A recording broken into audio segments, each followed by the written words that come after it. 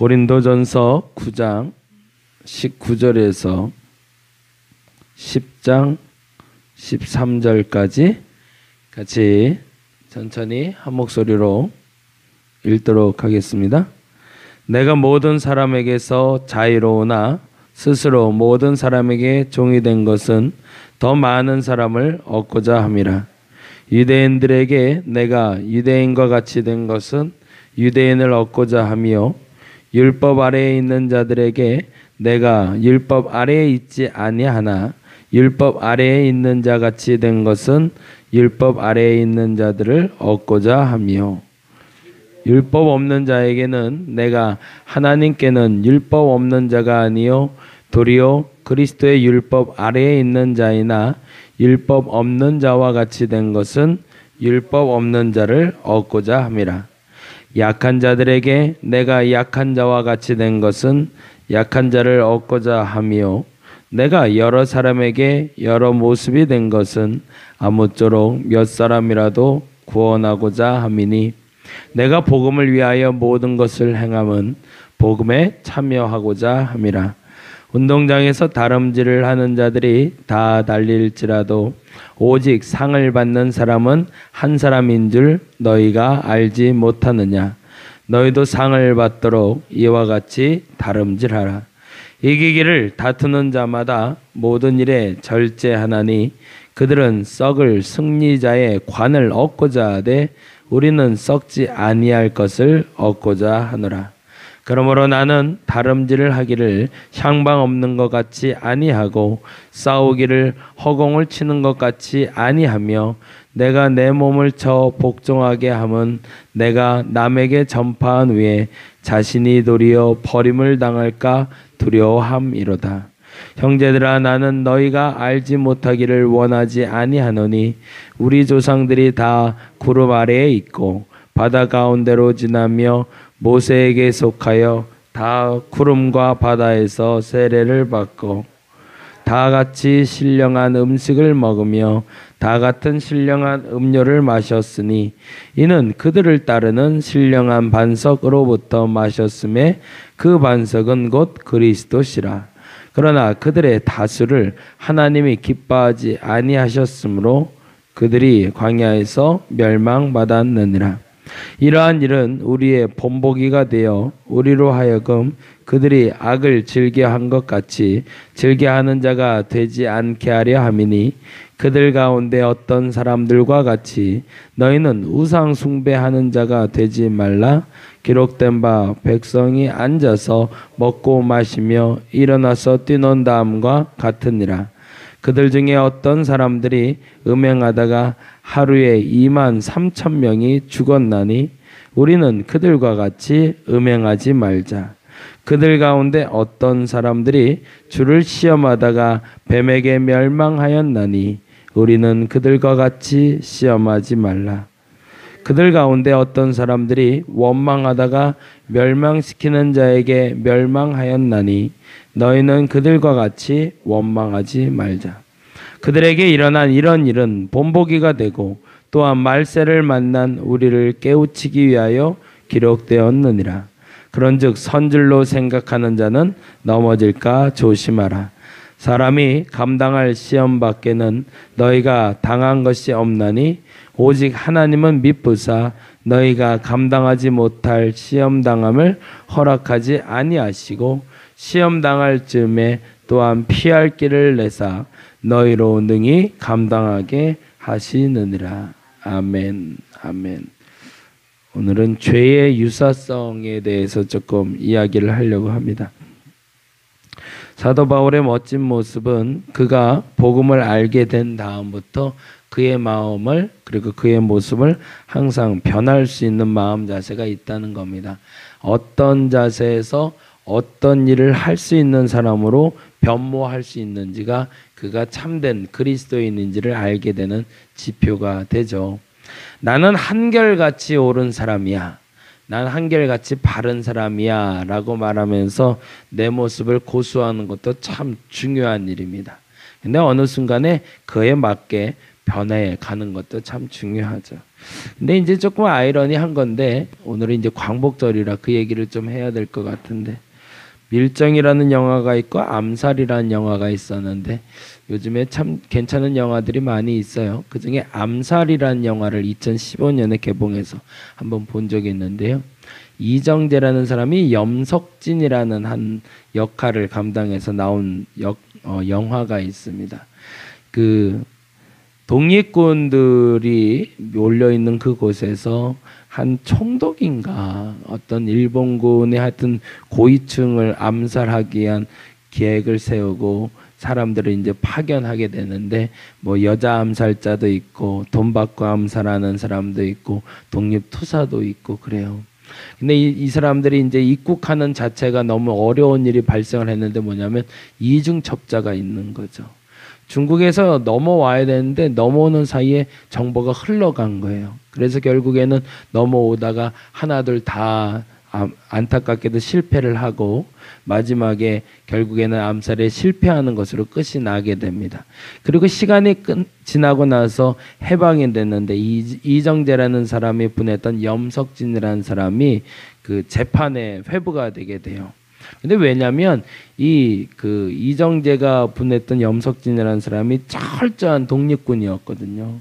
그래서 독립군을 하다가 총 맞은 자국도 있고 칼 맞은 자국도 있고 그런 흔적을 가진 사람인데, 그 사람이 밀정의 역할을 했다는 오해를 받게 된 거죠. 그래서 재판장에 서게 됐는데 무보석으로 풀려나게 됩니다. 죄가 없다라고 판결을 나게 된 거죠. 그리고 조금 더 시간이 지나서 나이가 먹게 되었을 때 그 누군가가 와서 그를 암살을 하게 돼요. 근데 이 암살할 때 그 이정재라는 이가 말하는 게 참 재미가 있어요. 뭐라고 얘기하냐면, 왜 당신은 그토록 독립군으로서의 열심을 다하지 못하고 이중첩사로서의 삶을 살아가게 되었냐고 물어보자 그 염석진이 그렇게 얘기를 합니다. 나는 해방이 될 줄 몰랐다고. 만일에 해방이 될 줄 알았으면 내가 그렇게 살았겠냐고.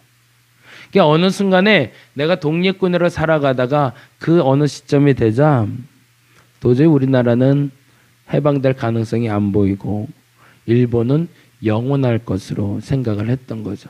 그래서 결국에는 내가 이중첩자의 역할, 현실을 적응하며 살아갈 수밖에 없었다라는 얘기를 해요. 사도 바울의 모습과는 정반대되는 모습이죠. 이정재는 본인이 살기 위해서 본인의 모습을 변해가게 했다면, 사도 바울은 나는 죽더라도, 나는 버림을 받더라도 그 누군가를 구원하기 위해서 변했던 모습이죠. 그리스도인들이 변해야 되는 모습은 거기에 있습니다. 우리가 세상과 분리돼서 살아가는 사람이 아니라, 대립돼서 살아가는 사람들이 아니라 구별돼 살아가는 사람들이기 때문에 어느 시점에 그 정결함을 드러낼 수는 있어야 됩니다. 그러나 분명한 것은 앞서 말한 대로 내가 세상의 그 무엇을 통해서 나의 이득을 위해 살아가길 원해서 변하는 것이 아니라 그 누군가를 구원하기 위해서 변해갈 수 있는 저와 여러분이 되기를 간절히 바랍니다. 근데 또 하나 우리가 유념해야 될 것이 있는데요. 바로 10장에 있는 말씀입니다. 10장 말씀 한번 볼까요? 10장 2절부터 보겠습니다. 2절부터 4절까지 같이 한번 천천히 읽어보겠습니다.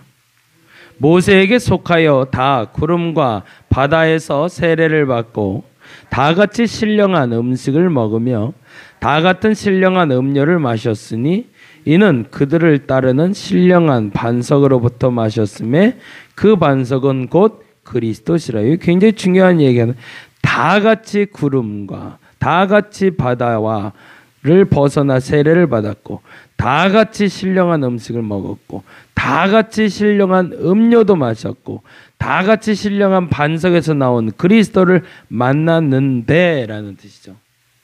모두가 구원받았는데 5절입니다. 읽어봅니다. 그러나 그들의 다수를 하나님이 기뻐하지 아니하셨으므로 그들이 광야에서 멸망을 받았느니라. 다 같이 은혜를 경험했는데, 다 같이 해방을 맞이했는데, 다 같이 광복을 맞이했는데 다 똑같은 모습이 아니더라는 거죠. 근데 그들 중에 변질된 모습들을 만나게 되니 그 모습은 크게 하나, 둘, 셋, 네 가지로 나타나게 됩니다. 7절 말씀 읽어볼까요? 7절 같이 읽어보겠습니다. 그들 가운데 어떤 사람들과 같이 너희는 우상 숭배하는 자가 되지 말라. 첫째, 우상 숭배. 8절 읽어봅니다. 그들 중에 어떤 사람들이 음행하다가 하루에 23,000명이 죽었나니. 둘째, 음행.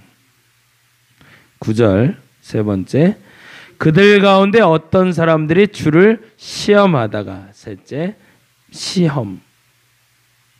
넷째, 10절입니다. 시작. 그들 가운데 어떤 사람들이 원망하다가. 이게 넷째입니다. 우상숭배, 음행, 시험, 원망. 예수 믿기 전에 있었던 일이 아니라 예수 잘 믿고 기적도 체험하고 은혜도 체험한 다음에 온 죄의 모습들입니다. 다시요. 이것은 은혜를 받기 전에 내가 했던 행위들이 아니라 은혜를 받고 충분히 경험했음에도 불구하고 찾아온 죄의 모습들입니다. 우상 숭배, 음행, 시험, 원망. 공통점이 있다면 죄의 유사성입니다. 너무나 은혜와 닮은 죄의 모습이 내게 찾아와 나로 하여금 죄를 짓게 만드는 도구들을 말하고 있습니다. 우상 숭배라는 것이 뭘까요? 내 눈에 보기에 좋아 보이는 것을 내가 섬기는 걸 말합니다.